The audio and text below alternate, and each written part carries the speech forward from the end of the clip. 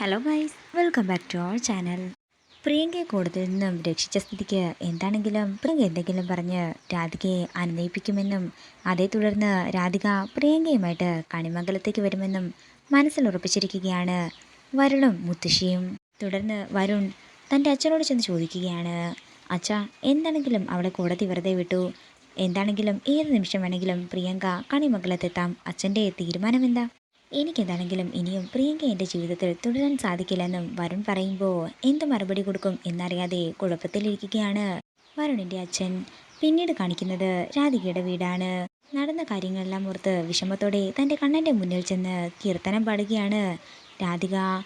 രാധികയുടെ കീർത്തനം കഴിയുമ്പോൾ തന്നെ പ്രിയങ്ക ഓടി വന്ന് രാധികയെ കെട്ടിപ്പിടിക്കുകയും പൊട്ടിക്കരയുകയുമാണ്.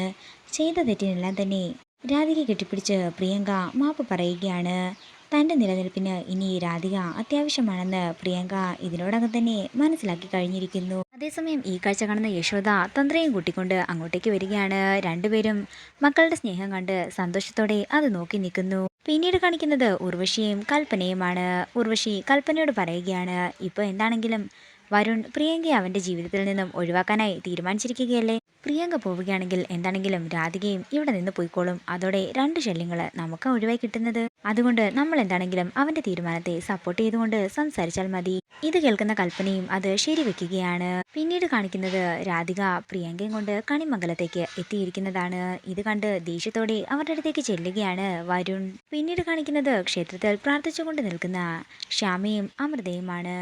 അതേസമയം ഗായിക ശ്യാമ ക്ഷേത്രത്തിൽ എത്തിയിട്ടുണ്ടെന്ന് ആരോ പറഞ്ഞ വിവരമനുസരിച്ച് അങ്ങോട്ടേക്ക് ഓടിച്ചെല്ലുകയാണ് പ്രിയങ്കയും രാധികയും. അവരിൽ നിന്നും ഒളിക്കാൻ ശ്രമിച്ചുകൊണ്ടിരിക്കുന്ന ശ്യാമയും അമൃതയും കാണിച്ചുകൊണ്ട് പ്രൊമോ വീഡിയോ ഇവിടെ തീരുകയാണ്. വീഡിയോ ഇഷ്ടമായെങ്കിൽ മറക്കാതെ ലൈക്ക് ചെയ്യുക, ഷെയർ ചെയ്യുക, കമന്റ് ചെയ്യുക. കൂടുതൽ സീരിയൽ അപ്ഡേറ്റ്സിനായി മറക്കാതെ സബ്സ്ക്രൈബ് ചെയ്യുക.